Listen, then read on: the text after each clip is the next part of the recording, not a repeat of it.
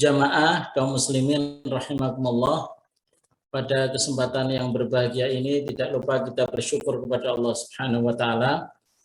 Bersyukur yang mudah-mudahan Allah menambah kenikmatan kepada kita semuanya, terutama kenikmatan iman, merasakan kelezatan iman dan juga bertambah ketaatan. Pada siang hari ini insya Allah kita akan memulai kembali kajian akidah Al-Aqidah At-Tahawiyah yang kita mengambil syarah Al-Imam Al-Qadhi Muhammad bin Abil Iz Ad-Dimashqi yang disebut dengan syarah Al-Aqidah At-Tahawiyah Abul Iz Ad-Dimashqi. Jamaah sekalian rahimakumullah, kita sampai kepada kaidah yang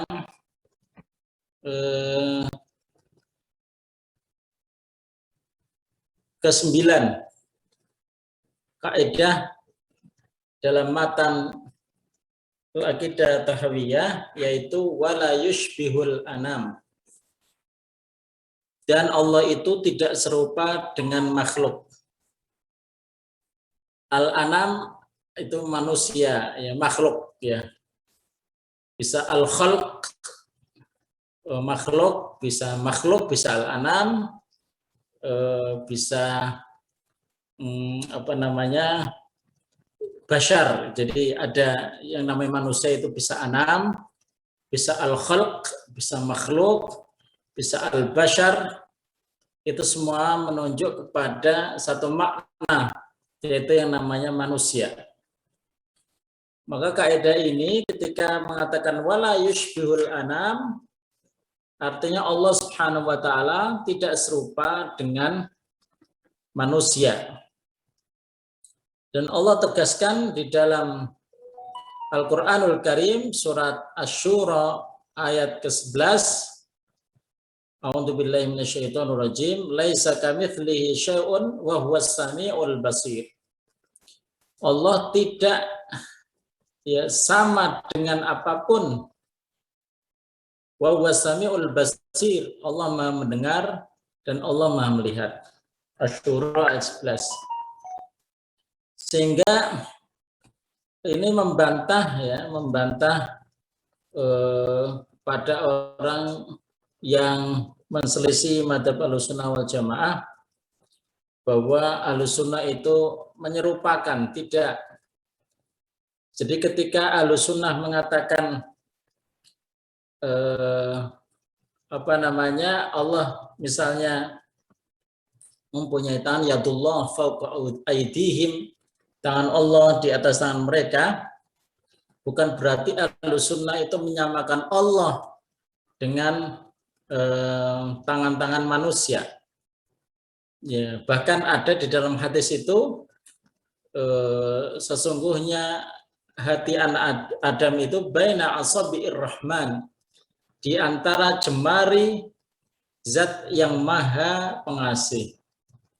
Bukan berarti Ahlussunnah itu menyamakan ketika menerjemah jemari itu, ya, jemari Allah dengan jemari manusia. Jadi ketika Allah Subhanahu wa taala mengatakan wasnail fulka bi'ayunina, dan buatlah wahai Nuh kapal dengan mata-mata kami, itu bukan berarti bahwa Ahlussunnah wal Jamaah menyamakan dengan manusia, bukan. Tetapi Allah Subhanahu wa taala mempunyai wajah yang mulia, wa yabqa wajhu rabbika. Ya, jadi akan kekal wajah Rabb kamu. Wajah sesuai dengan kemuliaannya, tangan sesuai dengan kemuliaannya, jemari sesuai dengan kemuliaannya. Jadi kita tidak menyerupakan. Bagaimana Allah serupa? Sebagaimana kita mempunyai sifat melihat. Allah mempunyai sifat melihat. Bukan berarti kita sama dengan Allah, sama-sama melihat. Ya, sama-sama punya, ya, bisa melihat, tetapi Allah Maha melihat kita, penglihatannya terbatas. Jadi kita juga, Allah Subhanahu wa taala mempunyai sifat misalnya belas kasih, kasih sayang. Manusia juga diberikan Allah sifat kasih sayang. Tidak kemudian Allah itu sama dengan manusia, sama-sama mempunyai sifat kasih sayang. Tetapi Allah Maha kasih sayang, kita tidak maha, bahkan kita kasih sayangnya itu kadang berdasarkan kepentingan begitu. Jadi ikhwas sekalian rahimakumullah, jangan dianggap Ahlussunnah itu menyamakan ya dengan Allah dengan makhluk, bukan, karena Allah itu tidak sama dengan makhluk. Wong yang namanya hidung saja, ya hidung antar manusia saja berbeda. Yang namanya kita manusia punya hidung, ya, gajah punya hidung, tetapi hidungnya gajah tidak sama dengan hidungnya seperti kita. Setiap kita mempunyai hidung, tapi kita berbeda-beda, ada yang seperti ini, seperti itu, dan lain sebagainya. Apalagi antara Allah dan makhluknya sama-sama mempunyai istilah, ya itu kan pembahasan ya, istilah apa namanya, misalnya tadi wajah, tangan, tapi tentunya tidak sama karena sudah dinafikan kesamaannya itu di dalam surat Syura ayat 11. Ya. Bukan berarti kita menyamakan antara hidung Allah dengan bukan itu, tangan Allah dengan tangan manusia, nah, wajah Allah dengan wajah manusia, bukan. Hakikatnya tentu akan berbeda.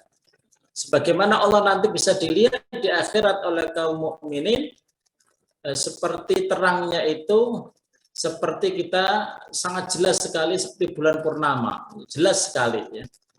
Tidak ada hijab antara kaum mukminin penduduk surga dengan Allah Subhanahu wa taala. Jadi Allah nanti bisa dilihat tapi di akhirat ya. Saya sebutkan di dalam syarah Aqidah Thahawiyah ini, pengarang buku menyebutkan kata-kata Abu Hanifah. Abu Hanifah itu mempunyai kitab yang disebut dengan Al-Fiqhul Akbar. Al-Fiqhul Akbar di dalam karangan ini bukan masalah fikih tetapi masalah akidah, ya fikih yang agung, yang paling agung. Nah, itu dalam kitab ini Abu Hanifah menyebutkan la yushbihu syai'an min khalqihi, Allah tidak menyerupai sesuatu pun dari makhluknya, wala yushbihu syai'un min khalqi, atau makhluk itu tidak ada yang serupa dari dengan Allah. Tsumma qala ba'da dzalik, kemudian Abu Hanifah mengatakan wasifatuhu kulluha khilafu sifatil makhluqin, sifat semuanya dari Allah itu tidak sama dengan sifat makhluk. Jadi Allah marah, beda dengan ketika makhluk marah. Allah punya sifat takabur, ya kan? Di dalam Asmaul Husna ada al-mutakabbir, sombong gitu ya. Manusia juga punya sifat sombong. Kalau al-mutakabbir, sifat sombong itu ada pada Allah karena memang Allah mempunyai segalanya, tetapi manusia tidak pantas untuk mempunyai sifat sombong karena dia tidak punya segalanya. Gitu kan? Manusia sendiri itu tidak bisa menguasai dirinya sendiri gitu. Ketika dia hidup, dia pun tidak bisa menghidupkan diri sendiri. Ketika dia mati, dia juga tidak bisa mengendalikan kematian itu sendiri. Badannya sakit, tidak bisa mengendalikan. Jadi manusia yang penuh kekurangan ini tidak sama dengan Allah Subhanahu wa taala. Bagaimana zat yang suci disamakan dengan zat yang banyak dosanya gitu. Jadi dari sekian misalnya yang kita ketahui sifat-sifat Allah yang baik, ya semuanya itu kemungkinan manusia ada, ya kemungkinan manusia ada. Misalnya Al-Khaliq, Al-Khaliq itu pencipta. Apakah manusia bisa mencipta? Ya, bisa, tapi dia menciptanya itu tidak dari tiada, tapi dia hanya gabung-gabungkan sehingga dia hanya merangkai sehingga dia tidak murni dalam menciptakan. Sehingga Allah bertanya kepada manusia, apakah sama orang yang menciptakan dengan orang yang diciptakan, kan begitu. Allah Subhanahu wa taala yang mencipta, manusia dicipta. Ketika manusia membuat sesuatu, dia hanya merangkai saja. Ya. Dia hanya berpikir secara logika, kemudian dia terapkan sesuai dengan keilmuan yang diberikan Allah Subhanahu wa taala. Jadi manusia tidak boleh sombong. Jadi seperti itu. Allah Subhanahu wa taala Dzul Jalali wal Ikram, mempunyai keagungan dan kemuliaan. Manusia juga punya, tetapi keagungan manusia tentunya kadarnya berbeda, ya, tidak sama dengan keagungan Allah Subhanahu wa taala. Kemuliaan manusia tentu tidak sama dengan kemuliaan Allah Subhanahu wa taala.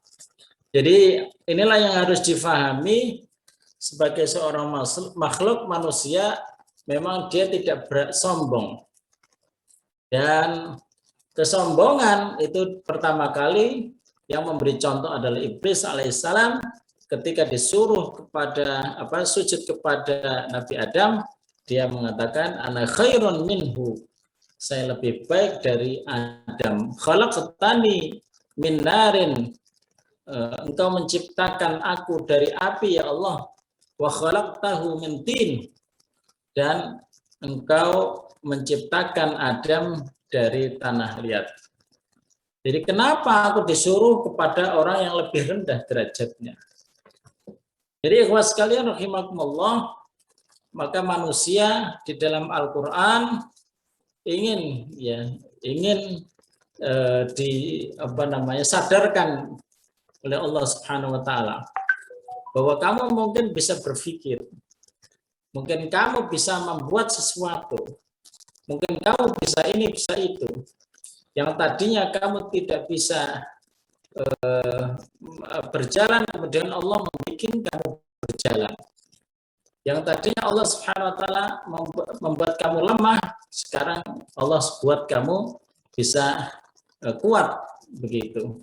Tetapi jangan sampai kamu tidak menyadari dan keluar dari jati dirimu sendiri. Wa khuliqal insanu dha'ifa, manusia diciptakan dalam kondisi yang lemah. Maka ketika kamu kaya, sadari bahwa kekayaan kamu itu bukan milik kamu, ya.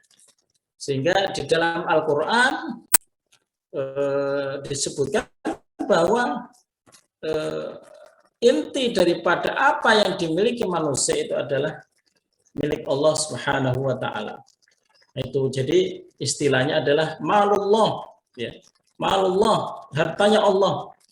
Manusia kalau diberikan kekayaan, maka jangan merasa itu adalah kekayaan manusia. Kalau diberikan kemampuan misalnya mencipta sesuatu, jangan kemudian sombong. Karena apa yang telah diberikan Allah Subhanahu wa taala itu adalah hakikatnya milik Allah, bukan milik manusia itu sendiri. Gitu. Kalau diberikan kelebihan dalam apapun, ya, menemukan teori apapun, kembalinya adalah kepada Allah Subhanahu wa taala, bukan karena manusia itu hebat, tidak. Kalau kita pelajari, ya, manusia itu sombong itu karena merasa lebih dari orang lain. Ya. Dia merasa kaya karena ada orang miskin. Dia merasa ganteng karena ada orang yang kurang ganteng. Dia merasa kuat karena ada orang yang lemah. Dia merasa terhormat karena banyak orang yang tidak punya status, bahkan status rendahan. Ya. Semua itu adalah pemberian dari Allah Subhanahu wa taala. Jadi manusia harus menyadari itu supaya dia tidak mengambil sifat yang memang khusus untuk Allah Subhanahu wa taala, yaitu al-kibriya, kesombongan. Ya. Yang namanya al-kibriya itu adalah izarullah, yang namanya kesombongan itu adalah pakaian Allah. Hanya Allah Subhanahu wa taala yang boleh sombong. Manusia tidak boleh sombong. Nah, itu makna daripada kaidah yang ke-9, wala yushbihul anam, dan tidak serupa dengan manusia. Maksudnya adalah kalau sama-sama punya, itu kadarnya manusia terbatas, ya. Sedangkan kadarnya Allah tidak terbatas. Misalnya masalah rahmat, ya, rahmat Allah Subhanahu wa taala. Manusia juga punya kasih sayang. Ya, rahmah itu kan kasih sayang. Manusia juga punya kasih sayang. Dalilnya apa kalau manusia punya kasih sayang? Man la yarham la yurham. Orang yang dia tidak mau memberikan kasih sayang, maka dia tidak perlu diberi kasih sayang. Jadi ar-rahimuna yarhamuhumur rahman. Orang-orang yang punya kasih sayang akan disayangi oleh Ar-Rahman, yaitu Allah Subhanahu wa taala. Artinya bahwa manusia juga punya sifat kasih sayang, tetapi kadarnya itu sangat terbatas. Sedangkan Allah Subhanahu wa taala kadar kasih sayangnya tidak terbatas, disebutkan di dalam hadis qudsi, sabaqat rahmati ghadabi, bahwa kasih sayangku itu mendahului atau melebihi kemarahanku, kata Allah Subhanahu wa taala. Artinya tidak terbatas. Bahkan orang-orang yang mereka kufur, ya, mereka musyrik, bahkan mencela Allah Subhanahu wa taala, Allah masih mempertahankan dia hidup di dunia karena Allah Subhanahu wa taala memberikan kasih sayang kepada mereka, diberikan kesempatan untuk bisa berubah, untuk bisa mereka menjadi orang-orang yang mentauhidkan dan beriman kepada Allah Subhanahu wa taala. Untuk jamaah sekalian rahimakumullah, memang manusia ada salah satu perkataan para ulama, berakhlaklah seperti akhlak Allah, ya, kecuali yang tidak boleh seperti takabur. Itu juga tidak boleh kalau takabur. Artinya bahwa Allah punya kasih sayang, maka jadilah orang yang penyayang. Allah itu zat yang maha karim, yang maha memberi, yang maha lomo, yang maha murah hati. Ya. Maka kita juga harus menjadi makhluk yang murah hati. Allah Subhanahu wa taala maha halim. Halim itu tidak cepat marah. Maka kita juga kalau bisa jadi seorang hamba yang jangan cepat marah. Ya. Makanya salah satu sifat Nabi, ya, yang disebutkan di dalam Al-Quran adalah bigulamin halim. Ya. Allah menghadiahkan kepada Nabi, ya, anak yang halim, yang tidak cepat marah. Ya. Sifat dari Nabi Ibrahim adalah awahun halim, yang banyak bertobat dan tidak cepat marah. Nah, itu. Jadi halim sifat Allah juga, dipakai Allah juga. Tetapi ya sekali lagi kadarnya yang berbeda. Kita disuruh untuk berakhlak seperti akhlaknya Allah, tetapi memang kita tidak mungkin bisa memiliki sempurna sifat tersebut. Yang mempunyai sifat sempurna itu hanya Allah Subhanahu wa taala. Kemudian beberapa ulama disebutkan, ya, di dalam tafsir atau syarah Al-Aqidah At-Tahawiyah ini, man syabbahallahu bi syai'in min khalqihi faqad kafar. Siapa yang menyerupakan Allah dengan sesuatu dari makhluknya, maka dia kufur. Sesuatu yang baik kita alamatkan kepada Allah Subhanahu wa taala, dan kita tidak boleh mengalamatkan yang buruk. Ya. Allah mempunyai sifat-sifat yang baik, yang sempurna, Asmaul Husna. Dan kita tidak boleh, ya, karena manusia punya sifat buruk, Allah pun punya sifat buruk. Jangan, tidak. Allah tidak mempunyai sifat yang buruk. Kalau kita menyamakan Allah dengan makhluk, maka kita terjerumus kepada pelecehan. Itu yang dikatakan di dalam Al-Quran, misalnya ada yang mengatakan innallaha faqirun. Allah itu zat yang fakir. Ya. Wa nahnu agniya, kita ini orang kaya. Nah ini, jadi salah satu sifat orang Yahudi itu adalah mencela Allah Subhanahu wa taala. Di antara kata-katanya adalah mereka mengatakan innallaha faqirun wa nahnu agniya. Kita ini kaya, Allah miskin. Kenapa kok bisa terucap kata-kata itu? Karena yang namanya manusia, kalau sudah jauh dari hidayah kitabnya, terutama hidayah Taurat, hidayah Injil, ya, maka mereka akan dengan mudah mengatakan demikian. Laqad sami'allahu qaulal ladzina yuqalu innallaha faqirun wa nahnu aghniya. Surat Ali Imran ayat 181. Sungguh Allah mendengar kata-kata orang yang mengatakan, ini orang Yahudi, ya, Allah itu miskin dan kita kaya. Karena mereka ditipu oleh kondisi mereka yang seakan apa saja dia miliki. Dan dia tidak tahu bahwa semua apa yang dia miliki adalah karunia dari Allah Subhanahu wa ta'ala. Ya, jadi lupa gitu. Kita heran kepada orang yang kadang mereka miskin gitu ya.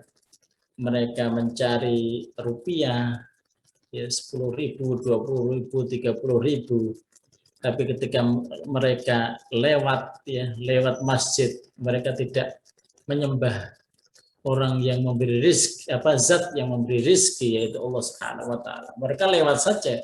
Jadi mereka tidak peduli ya. Mereka tidak peduli adanya adzan dan lain sebagainya. Mereka tidak mau beribadah kepada Allah Subhanahu wa taala. Padahal yang memberi rezeki adalah Allah Subhanahu wa taala. Jadi ikhwas sekalian, jamaah kaum muslimin rahimakumullah, kita jangan sampai mengaku menjadi orang yang kaya, menjadi orang yang cerdas, jadilah orang yang tawadhu. Ya. Man takabbara wada'ahullah, Allah akan menjerumuskan orang yang takabur. Wa man tawaddu'a rafa'ahullah, Allah akan mengangkat orang yang tawadhu. Walaupun kita itu misalnya diberikan Allah wajah yang cakep, janganlah kita itu kemudian bilang saya ini cakep, kamu itu enggak cakep begitu. Misalnya kita dikarunia Allah ilmu melebihi orang lain, janganlah saya ini orang alim, kalian semua orang awam gitu. Janganlah seperti itu. Kalau kita dikaruniai misalnya status ya yang baik, menjadi misalnya masih keturunan Arab gitu, enggak perlu laku kemudian kita saya ini keturunan Rasulullah, kalian itu tidak, enggak perlu seperti itu. Jadi takabur itu adalah sifat yang dicontohkan oleh iblis, ya laknatullah alaih, yang dulu pernah diperintahkan Allah untuk menyembah tetapi tidak mau karena menganggap dirinya melebihi orang lain. Jadi itu wala yushbul anam. Kemudian yang ke-10 itu kaedahnya adalah hayyun la yamutu, maha hidup dan tidak mati. Hidup tidak mati, qayyumun la yanam, berdiri sendiri ya dan tidak tidur. Jadi inilah yang ada misalnya di dalam ayat kursi. Kenapa ayat kursi ini sangat ditakuti oleh iblis, oleh setan ya?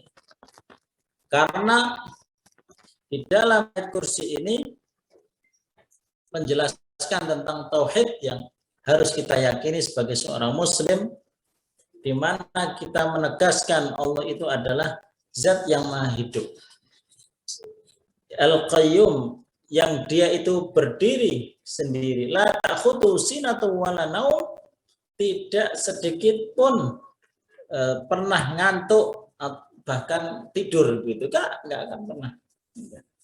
Manusia berbeda ya. Manusia butuh ngantuk, manusia butuh tidur. Kita tahu bahwa yang namanya sinah itu ngantuk. Ya, beberapa bahasa Arab itu ada juga yang berarti adalah ngantuk seperti nuas. Tetapi sinah ini ngantuk yang muqaddimah, baru pengen gitu. Pengen aja enggak. Ngantuk, merasa ngantuk sedikit aja tidak. Apalagi sampai tertidur. Tidak. Allah Subhanahu wa taala zat yang suci, disucikan dari yang namanya tertidur. Di beberapa ayat Al-Qur'an yang lain misalnya, dan beberapa ayat ini sering dibaca ya untuk ruqyah ya, agar sebenarnya kita ketika digoda, ketika ada jin yang ingin berbuat keburukan terhadap kita perlu dikuatkan dengan ayat-ayat seperti ini. Seperti di awal surat Ali Imran misalnya, A'udzubillahi minasyaitonirrajim, Alif Lam Mim, Allahu la ilaha illa huwal hayyul qayyum. Ini adalah di antara juga ayat yang dibaca ketika meruqyah. Inti daripada kenapa manusia itu meruqyah itu sebenarnya adalah supaya akidahnya itu betul-betul yakin bahwa tidak ada yang bisa memberi madarat, tidak ada yang bisa berbuat maslahat untuk makhluk manapun kecuali dengan izin Allah Subhanahu wa taala. Wa tawakkal di dalam surat Al-Furqan ayat 58, wa tawakkal 'alal hayyil ladzi la yamutu wasabbih bihamdih. Bertawakallah kepada zat yang maha hidup yang tidak akan pernah mati dan bertasbihlah dengan memujinya. Kita bertawakal menyerahkan diri kepada zat yang tidak pernah mati. Beda kalau kita itu tawakalnya kepada manusia, menyandarkan kehidupan kepada manusia, sampai ada orang yang meratap ketika suaminya meninggal, menangis dengan ratapan, dia mengatakan, nanti saya makan apa misalnya, nanti siapa yang bisa melindungi saya, nanti, seakan-akan makhluk itulah yang menyebabkan kehidupannya. Jangan, jamaah sekalian rahimakumullah, wa tawakkal, coba baca dalam surat Al-Furqan 58, wa tawakkal 'alal hayyil ladzi la yamut.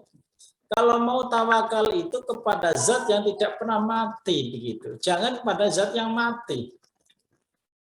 Menyandarkan rizki kepada makhluk. Takut gitu kalau misalnya dia tidak diberi gaji misalnya. Ada orang yang terpaksa dia meninggalkan sholat Jum'ah gara-gara nanti kamu kalau sholat Jum'ah dipotong gajimu 100.000 misalnya. Dia takut dipotong 100.000. Takut tidak dapat rezeki, dia mengorbankan tawakal kepada Allah Subhanahu wa taala. Nah, di musim pandemi ini ya, kita bentuk tawakalnya bagaimana? Ini kan kita masih diuji Allah Subhanahu wa taala dengan pandemi yang tidak selesai-selesai. Sedangkan kita mempunyai Rabb, mempunyai Tuhan yang maha hidup, mempunyai Allah Subhanahu wa taala. Gimana caranya kita menerapkan akidah ini, menerapkan keyakinan ini, tawakal kepada zat yang maha hidup. Gimana? Nah, kita perlu ilmunya gitu, agar kita tidak salah. Bertawakal kepada zat yang serba hidup adalah para ulama mengatakan harus mempunyai dua. Ya, tawakal itu harus dua. Yang pertama itu adalah bersandar kepada Allah. Kemudian yang kedua itu adalah melaksanakan usaha atau ikhtiar. Itu harus, ya. Itu bentuk dari tawakal kepada zat yang maha hidup. Agar kita ini yang pertama menyandarkan semua apa yang terjadi pada kita itu adalah karena kehendak Allah Subhanahu wa taala.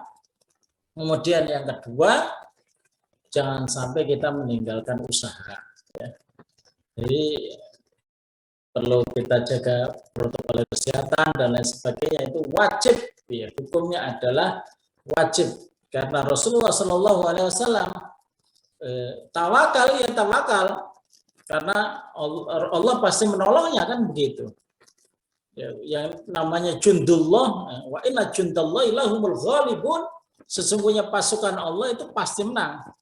Tapi Rasulullah Shallallahu Alaihi Wasallam pergi perang, beliau itu masih memakai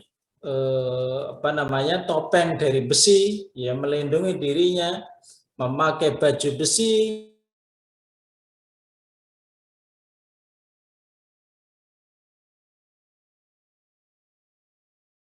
lagi bagaimana supaya menang. Itu adalah bentuk tawakal yang dicontohkan oleh Rasulullah SAW.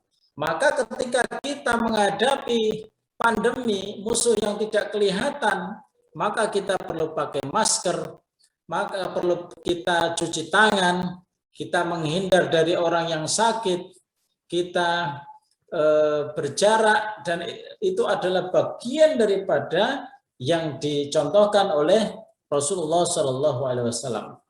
Tidak kemudian Rasulullah bilang begini kepada Jibril, Jibril, saya mau perang dengan jumlah musuh yang lebih banyak, tolong saya ya, tolong, gitu. Artinya saya nggak perlu capek-capek ya, pakai baju besi, kemudian berjalan puluhan kilo, nggak perlu ya, saya tolong dimenangkan saja, kamu saja yang berperang. Kan kamu bisa menyabet mereka dengan satu sayapmu saja, mereka mati semua. Tidak seperti itu. Tetapi Allah Subhanahu wa taala menyuruh kepada Rasulullah Shallallahu Alaihi Wasallam mengucapkan hasbunallah wa ni'mal wakil. Cukuplah bagi kami Allah dan sebaik-baik tempat berserah diri, tetapi tidak kemudian Allah Subhanahu wa taala Rasulullah Shallallahu Alaihi Wasallam tidak berusaha menyiapkan pasukan, tidak berusaha menyiapkan perbekalan, tidak berusaha, itu salah. Jemaah sekalian rahmatullah. Jadi wa tawakkal 'alal hayyil ladzi la yamut. Jadi tawakal kepada Allah, zat yang maha hidup, yang tidak akan pernah mati. Yaitu dengan apa? Dengan menyerahkan semua, ya, semua apa yang diberikan Allah Subhanahu wa taala kepada kita, baik jasad ini, harta ini, keluarga, kita serahkan kepada Allah Subhanahu wa taala. Kemudian yang kedua adalah berusaha semaksimal mungkin sebagai manusia agar kita terbebas dari mara bahaya di dunia dan mendapatkan kemaslahatan di dunia. Itu harus diusahakan sebagai manusia. Kemudian di dalam syarah Al-Aqidah atau Hawiyah ini juga dijelaskan bagaimana banyak daripada kita ini mempunyai kelemahan, ya, saat jauh dari Allah Subhanahu wa taala, kita itu kehilangan pegangan. Ya, kehilangan pegangan dan lupa bahwa semua apa yang terjadi ini adalah dalam lingkaran takdir Allah Subhanahu wa taala. Nah, ketika kita menyadari takdir Allah, maka kita akan menikmatinya. Ya, tidak ada yang bisa keluar dari takdir Allah. Catatan itu sudah kering, jaffatis suhuf. Catatan itu sudah kering, ya. Sudah kering, ya. Tintanya sudah kering, tinggal kita menjalani takdir Allah Subhanahu wa taala. Sekali lagi, karena kita tidak tahu takdir Allah, maka kita disuruh berusaha yang terbaik. Nah, salah satu usaha yang terbaik kita adalah dengan berdoa, ya.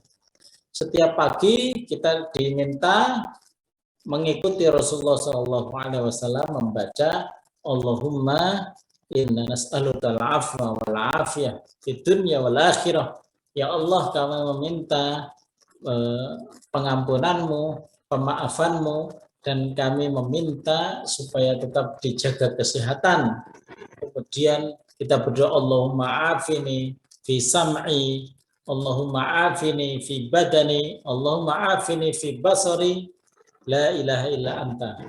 Jadi ya Allah, berilah kesehatan kepada tubuhku, kepada pendengaranku, kepada penglihatanku.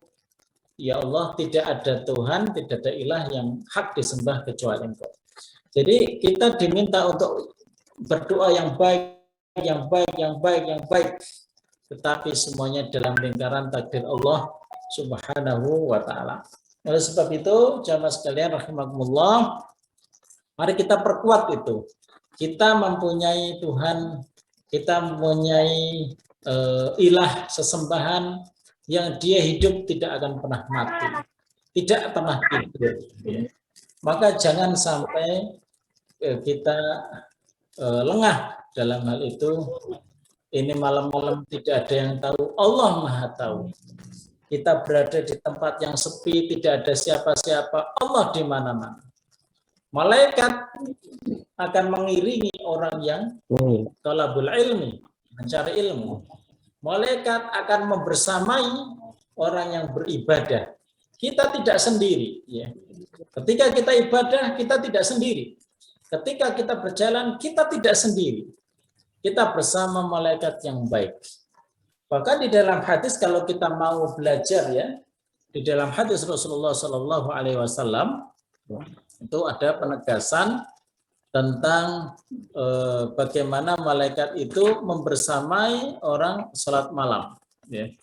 Ketika orang sholat, maka mendekatlah malaikat itu sampai betul-betul dekat sehingga mulut malaikat dengan mulut orang yang membaca Al-Quran itu bertemu. Semua apa yang dibaca oleh orang yang sholat itu masuk ke dalam jasad atau jisim malaikat. Nah, ini juga ada di dalam hadis Rasulullah SAW. Kebersamaan kita ya tidak hanya kebersamaan manusia, tetapi ada kebersamaan malaikat yang disebut dengan aulia Allah. Kalau kita menjadi kekasih Allah, kebersamaannya adalah kebersamaan dengan para malaikat yang baik. Adapun kalau kita ya menjadi makhluk yang tidak baik, maka kebersamaannya adalah aulia syaitan, kita bersama syaitan. Rasulullah SAW memberikan tuntunan ketika kita masuk ke wilayah yang di situ kemungkinan besar ada setannya, itu dikasih tahu caranya supaya setan tidak membersamai bagaimana. Nah, kalau kita masuk ke wilayah yang menyeramkan, yang kira-kira ini banyak setannya, ya, maka kita disuruh oleh Rasulullah SAW dengan doa a'udzubika kalimatillahi tammati min syarri ma khalaq. Ya Allah, saya berlindung dari dengan kalimahmu yang sempurna dari makhluk-makhlukmu yang jelek. Nah, itu. Jadi kita kalau seandainya mau masuk ke wilayah yang di situ banyak setannya gitu ya, supaya kita tidak dibersamai setan, maka mesti ada doa yang mengarah ke situ. Misalnya kita masuk WC, maka di situ ada setan. Supaya setan tidak membersamai, maka kita disuruh untuk membaca doa Bismillahirrahmanirrahim, Allahumma inni a'udzubika minal khubusi wal khaba'ith. Di situ ada jin laki-laki yang buruk, ya, setan dari jin yang buruk perangainya, yang akan mengganggu baik laki-laki maupun perempuan. Kita disuruh untuk membaca itu. Maka kebersamaan kita bersama malaikat, kebersamaan kita ya dengan orang yang baik itu akan membantu kita menjadi hamba-hamba Allah Subhanahu wa taala yang insyaallah baik gitu, insyaallah begitu. Karena waktunya sudah habis ya, mudah-mudahan sedikit yang saya sampaikan itu bisa bermanfaat bagi kita semuanya.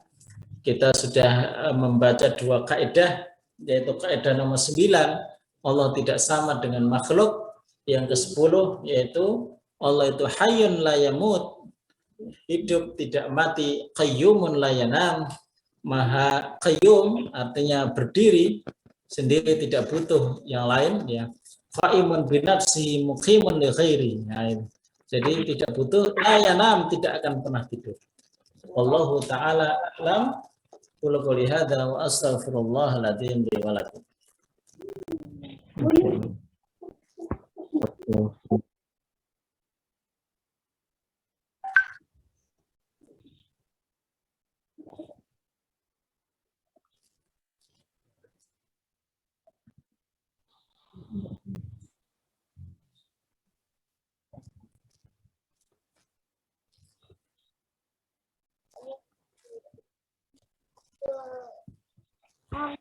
Berada di luar saja. Di rumahku.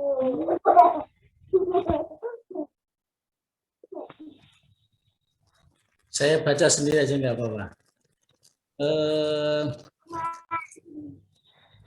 Mohon tanya Bapak Ustadz, dalam memperjuangkan diri sebagai orang yang bertawakal, berdoa dan usaha, bagaimana seorang yang mengetahui bahwa batas usahanya sudah berakhir? Apa yang membedakan nasib dan takdir? Jadi begini, kalau kita sudah tidak bisa usaha apa-apa, ya sudah pikiran sudah mentok, harta sudah habis, nggak bisa berbuat apa-apa, maka bacalah sebagaimana dibaca oleh Nabi Ibrahim ketika dibawa menuju api, kata-kata hasbunallah wa ni'mal wakil. Gitu. Jadi hasbunallah wa ni'mal wakil gitu aja. Hasbunallah wa ni'mal wakil. Hasbunallah wa ni'mal wakil. Ya Allah, cukuplah Allah yang akan memberikan solusi. Cukuplah Allah tempat berserah diri. Gitu. Jadi itu yang dibaca ketika sudah, misalnya nih, sudah mentok, ya nggak punya apa-apa, nggak bisa usaha lagi. Katakan hasbunallah wa ni'mal wakil, hasbunallah wa ni'mal. Diperbanyak itu. Ya. Kemudian ini yang pertanyaan yang kedua, unsur yang kedua adalah apa yang membedakan nasib dan takdir. Nasib itu bagian, nasib itu kan berasal dari bahasa Arab, nasibun, bagianmu, dan takdir. Ya.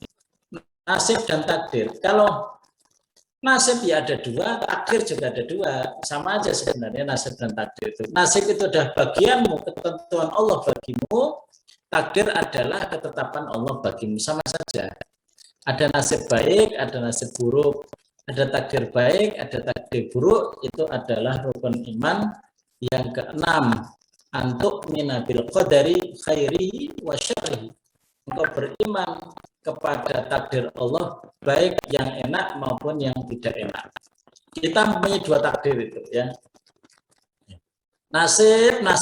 Nah, apakah seperti itu dianggap benar? Kalau kata-kata yang sifatnya mengeluh, hindari.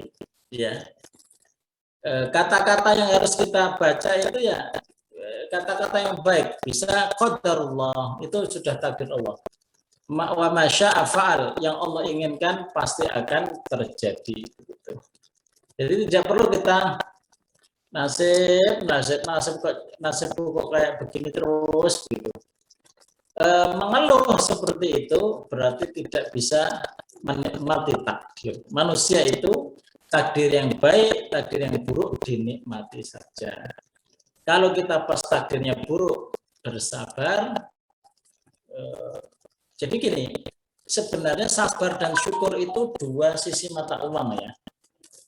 Jadi kalau kita punya takdir buruk, di satu sisi kita sabar, satu sisi kita syukur, gitu. Karena boleh jadi kita ini akan dinaikkan tingkatnya karena lagi ujian, gitu. Ini diuji oleh Allah naik tingkat. Jadi Ibrahim menjadi nabi, ya, dengan keimanan kuat yang membaca itu mempunyai proses ujian yang sangat banyak. Kita kalau diuji banyak berarti kemungkinan kita akan naik kelas. Maka sabar dan syukur itu bareng-bareng saja. Gitu. Dinikmati baik takdir yang itu. Justru kadang takdir yang baik itu ujian juga. Wa nabluukum bisyarri wal khairi fitnah. Kebaikan dan keburukan itu adalah fitnah dari Allah Subhanahu wa taala. Di dalam Al-Qur'an begitu. Kita uji manusia itu dengan yang baik. Kadang kita itu mudah, nyari duit mudah, keluarga sehat semuanya gitu ya. Orang-orang juga baik. Ini ujian ini jangan-jangan ini ujian gitu. Bahaya juga kalau kita tidak waspada. Tetap kita harus waspada. Tiba-tiba dapat bonus besar dari perusahaan. Sebenarnya Allah ingin nguji. Kalau Allah ngasih bonus besar ini, kira-kira dia mau sedekah enggak? Atau dia malah ditampung duitnya itu, dijadikan apa? Simpanan gitu. Apakah dia mau kemudian mengeluarkan sebagian untuk orang lain atau tidak? Itu bagian daripada ujian. Jadi nasib dan takdir itu sama, cara pensikapannya insya Allah sama. Nasibun itu artinya bagian, dan itu adalah takdir juga. Ya.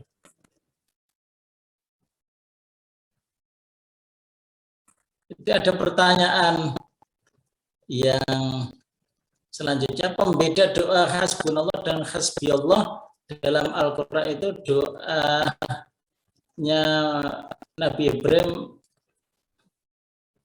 sajakah, yang Nabi Musa yang mana? Iya, kalau Nabi Musa, jadi kan kita berbasis dalil ya.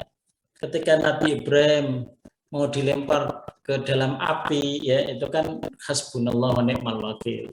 Kemudian ketika Nabi Muhammad SAW ditakut-takuti ya bahwa kamu sudah kalah di perang Uhud, kamu akan hancur, maka fazadahum imana, menambah iman para sahabat Nabi dan para sahabat, waqalu, dan mereka mengatakan hasbunallah wa ni'mal wakil.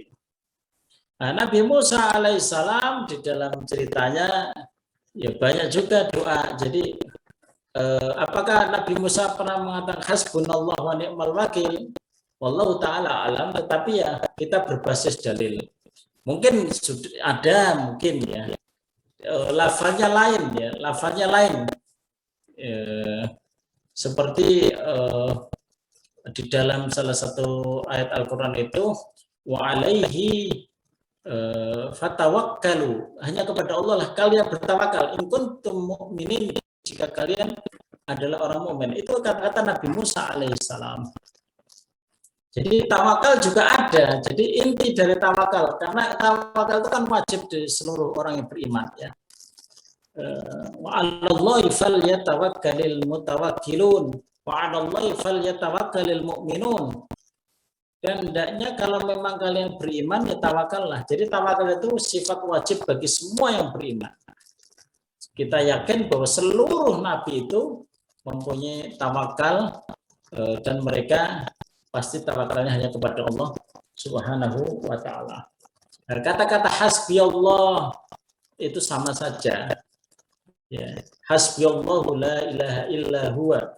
Ya, cukuplah bagiku Allah, itu hanya beda pembahasan. Kalau hasbuna itu cukuplah bagi kami, kalau hasbi itu adalah cukuplah bagiku. Saya kira dari sisi bahasa aja. Hasbunallahu la ilaha illa huwa rabbul arsyil azim. Ya, itu juga ada, silakan maknanya juga sama. Tapi yang mudah ya hasbunallahu wa ni'mal wakil, hasbunallahu wa ni'mal wakil, itu lebih simpel. Ada pertanyaan lagi, fadilahnya sama sajakah? Sama, hasbiyallah. Sama, maknanya juga sama. Kemudian afan, berbuat baik dan berbuat jahat itu datangnya dari Allah. Tapi berbuat jahat itu diberi hukuman oleh Allah. Jadi begini, Allah menciptakan keburukan dan kebaikan. Allah menciptakan kebaikan dan keburukan itu untuk apa? Untuk menguji manusia. Kemampuan berbuat baik dan kemampuan berbuat buruk itu memang Allah ciptakan. Makanya di dalam Al-Quran disebutkan itu Allah itu fa'alhamaha fujuraha wa taqwaha. Allah itu memberikan inspirasi kebaikan dan memberikan menanamkan juga inspirasi keburukan. Tinggal manusia mengelolanya bagaimana. Yang jelas Allah Subhanahu wa taala ingin supaya manusia berbuat baik begitu, tidak berbuat buruk. Tetapi kemudian Allah qad aflaha man zakkaha. Sungguh Allah ya memuji, sungguh beruntung orang yang mereka mensucikan dirinya. Artinya ujian, semuanya ujian itu. Kenapa Allah menciptakan iblis? Ujian. Kenapa Allah menciptakan kebaikan? Allah menciptakan keburukan? Ujian. Supaya manusia bisa memilih mana yang baik. Faman syaa'a falyu'min wa man syaa'a falyakfur. Siapa yang ingin beriman ya silahkan, siapa yang ingin kufur silahkan. Nah, ujian bagi manusia semuanya ya. Bukan Allah sebagai dalang, bukan, Allah enggak sebagai dalang. Kemudian ada pertanyaan lagi. Ini apa ini?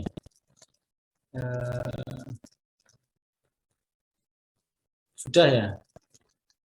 Sudah ya, kayak habis ya.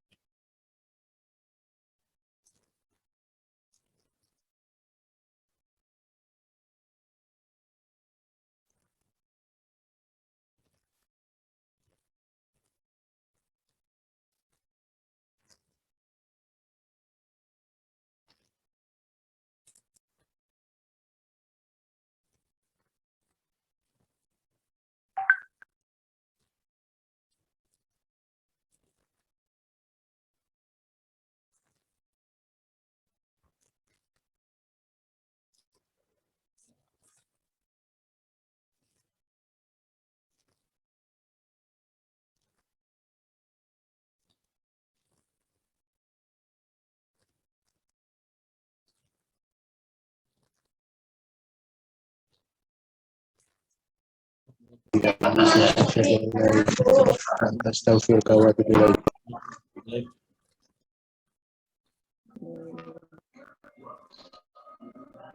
Waalaikumsalam warahmatullahi wabarakatuh.